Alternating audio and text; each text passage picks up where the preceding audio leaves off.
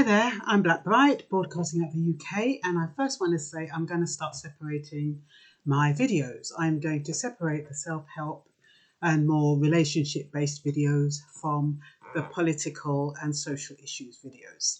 So I'm going to revert to my, I had one called Dark Shades, and I'm going to try and set that back up. But I'll let you know, or I'll put it in the link, how you get to the other one. Okay, but today I just wanted to, I felt blessed this morning. I went to see a friend of mine. Oh, first of all, if you need to subscribe, like, share, interact with my subscribers, all of that. Appreciate my subscribers, but let me get on because I don't want it to be a long video. Okay, so the first thing is that I went to visit a friend this morning, and she was talking about, oh, she wants to travel in October. She's not sure if she can travel. She's not sure if she can go out. She's not sure this, she's not sure that. We were talking about how she had to wait for so long outside in the courtyard of a surgery in order to get seen. I was telling her that yesterday I was supposed to go for, my annual blood test. And I was told that the surgery opened at 8 o'clock. I was there at 8:10. When I got there at 8:10 in the morning, there was already 15 people in front of me. I got to the front door and I didn't realise that there were still people behind the door that we couldn't see. And at 10:15, we were told we still had another 2 hours to wait. I just asked the lady, give me my form and let me go home, and I'll try and make an appointment or something. My point is that I was born in the generation where you could just call up the GP, they'd see you, you sat, you had a chat. It was so, it was more like you knew your GP. They knew you by name, you knew them, you had a kind of relationship. And the young people today don't have that. Not even people in their 20s have that. They've never experienced that. I was also thinking about the trends that we went through. Yes, trends repeat themselves, but I was born in the 1950s, so I experienced the mods and the rockers and the skinheads and what else was there? Well, there was lots of different things, but I know I used to wear my little mini skirt with the wide belt. I remember my massive platform shoes from Sasha. I remember my tonic suits. I remember my Ben Sherman. I was never a rocker, so I never wore the leather. But I remember wearing, I didn't wear a Parker either, but I was the type that wore the tonics and all of that. And I also going through the era where we was wearing the Burberry and those kind of clothes. And I often wonder, how did I afford to buy the Burberry and Russell and Bromley shoes? And then conversely, before that, when I was about 16, I remember going to a shop called Martin Ford, and they used to have these types of shirts that kind of crinkled up. They were fashionable. And we used to save. Whether it was £1 a week or whatever, we had the diligence to save for what we wanted, regardless of how long it took. And that was based on our parents' discipline. I'm fortunate to grow up in a generation where my parents were old school. They were hospitable, they were respectful, they were diligent, they were consistent a lot of the time. I'm not saying everybody's parents were the same, but the majority of parents who came from the West Indies grew us up in a way where we were quite moralistic and we had this spiritual base. And a lot of that helped us to have faith to take steps where other people might not take them. I also remember putting my daughter into the nursery. It was £1.50. That was the supplemented rate. I remember being given my first council home, and it was absolutely beautiful.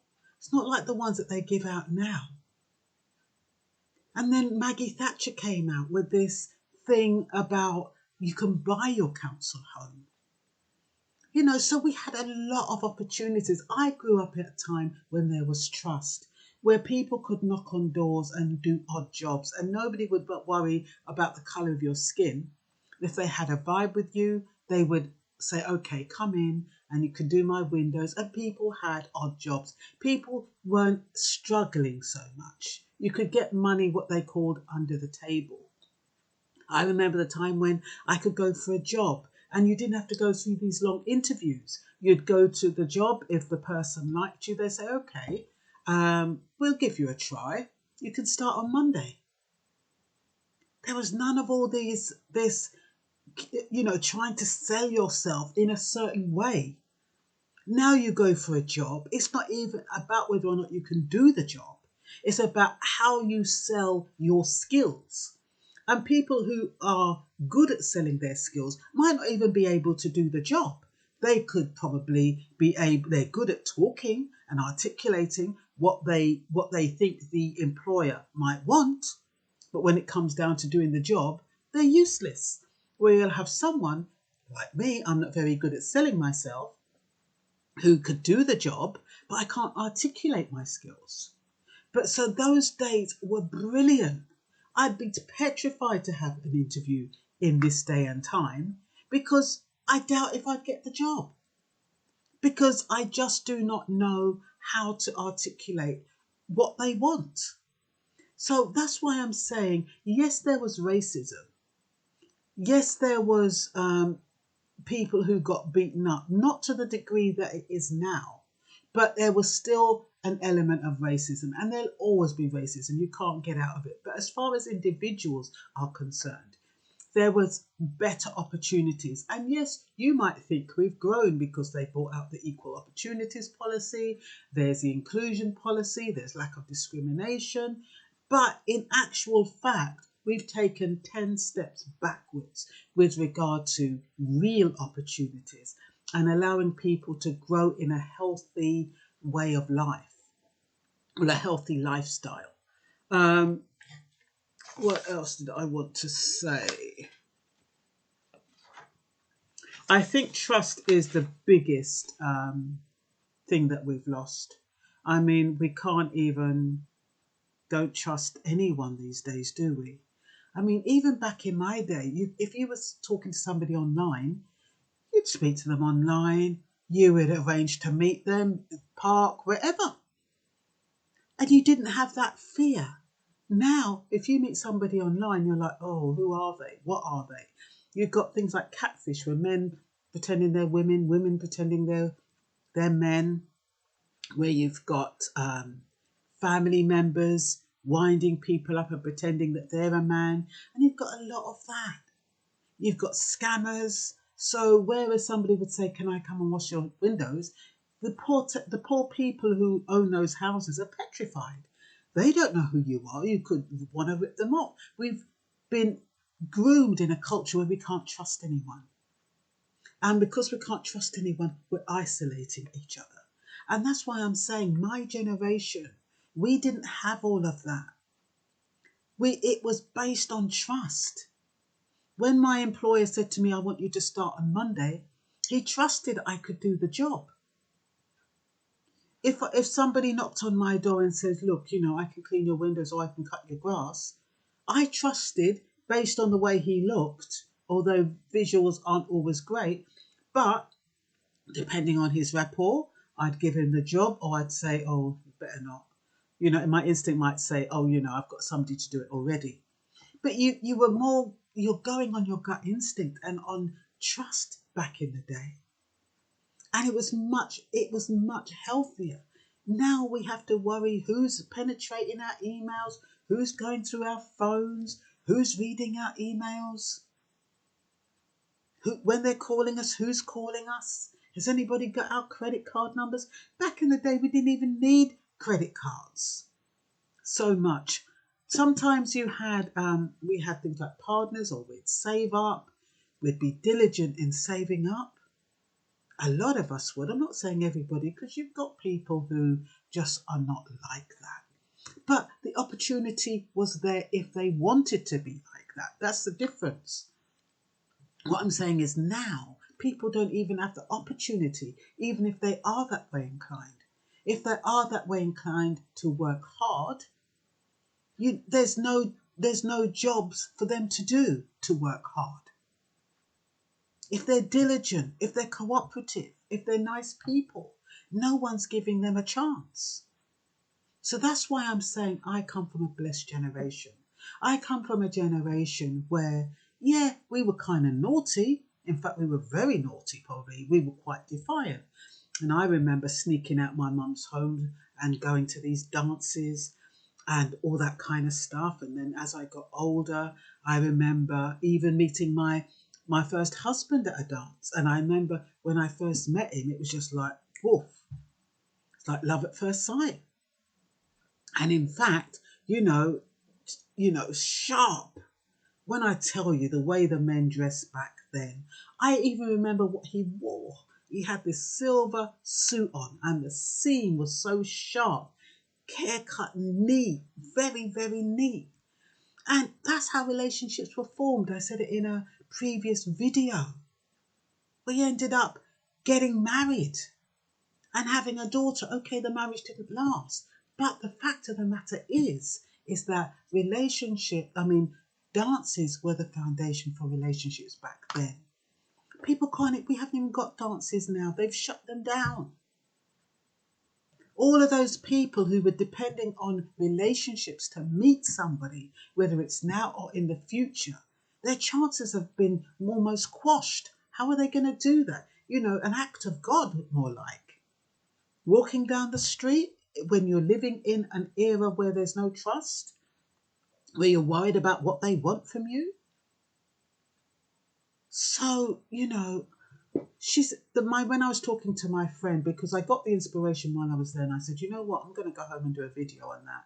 And she goes, I never thought of us being a blessed generation, because she was so busy complaining about now that she didn't realize how blessed and opportunities that we did have up until now. Okay, so we don't have those opportunities now, but they say it's better to have loved and lost than to have never loved before. We are lucky to have experienced those times than those who are coming up who will never experience. They might not even want to experience it. But, we had a choice. They don't have a choice. They have to accept what's given to them. And the way the world is going now, it just seems that it's such a contrived and controlled system that will we ever have individual choice? Again, will we ever be able to just jump on a plane and go where we want to go? Will we ever be able to just socialize without worrying about who's got what, what's going to happen next? And then we've got all these conspiracy theorists that drive us up the bloody wall and make us bloody paranoid. We didn't have that. And yes, people might say that we progressed with technology and social media. But to be honest, in certain cases, you're better off being ignorant. You're really better off being ignorant. I don't want to be notified every time somebody's shot, every time somebody's killed. I want to be notified when good things are happening. And that's why today I decided I'm going to count my blessings. Be grateful for the time I've lived. Be grateful for the era I lived in. Be grateful for my generation. And if you want to join me because you're part of my generation, props to you. But I think we had a bloody good time. I mean, even the music started off with Small Faces. I remember the Small Faces. I remember the Beatles. I remember the Who. I remember, there were so many. That's when I was in my little white group, Dave Clark 5. And I used to like Dave and the Monkeys. I remember all of that. And then, as I was getting older, I went into soul. That was my brother's influence. So then there was Alexander O'Neill.